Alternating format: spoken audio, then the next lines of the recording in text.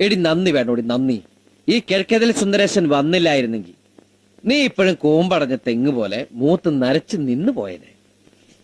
അന്ന് നിന്റെ അച്ഛൻ കൃഷ്ണൻ, ഓ ഇപ്പോഴും എന്റെ അച്ഛൻ കൃഷ്ണൻ തന്നെയാ. ആ കൃഷ്ണൻ, കാട്ടുവള്ളി കൃഷ്ണൻ നിന്റെ മുഖത്ത് നോക്കി പറഞ്ഞു, നീ ചത്താലും മറക്കരുത്. എന്നോട് ആരും ഒന്നും പറഞ്ഞിട്ടില്ല. പറഞ്ഞു, മോളെ രാധാമണി, സുന്ദരേശനെ പോലെ സുന്ദരനും സുശീലനുമായ ഒരു ചെറുപ്പക്കാരനെ നിനക്ക് ഇനി കിട്ടില്ല. അയ്യാടാ സുന്ദരൻ കണ്ടേച്ചാലും മതി. ആ അതെടി ബോറടിക്കും. കല്യാണം കഴിച്ച മാസങ്ങൾ കഴിയുമ്പോഴേക്കും ഭാര്യമാർക്കെല്ലാം ഭർത്താക്കന്മാരെ ബോറടിച്ചു തുടങ്ങും. എന്റെ ചേട്ടൻ ചേട്ടത്തിയമ്മയ്ക്ക് ആഴ്ചയിൽ സാരി മേടിച്ചു കൊടുക്കുന്ന പോലും ആ ബോറടി അങ്ങോട്ട് ഒഴിവാക്കാനാണ്.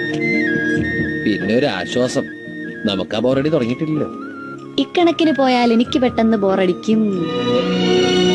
എങ്കിൽ എന്റെ ജീവിതം ഇതുപോലൊരു സാരി തുമ്പിൽ ഞാൻ അവസാനിപ്പിക്കും.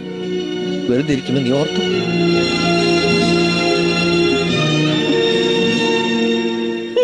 വെറുതെ പേടിച്ച ഞാൻ അങ്ങനെ ഒറ്റയ്ക്ക് പോവോ?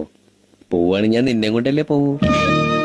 എന്റെ മോള് ഇന്നും കൂടി ആ പരിപ്പടം എടുത്ത് കഴിക്കും. കണക്കൂട്ടി കഴിഞ്ഞില്ലേ? എന്റെ എല്ലാ കണക്കൂട്ടിലും തെറ്റിക്കൊണ്ടിരിക്കാമേ.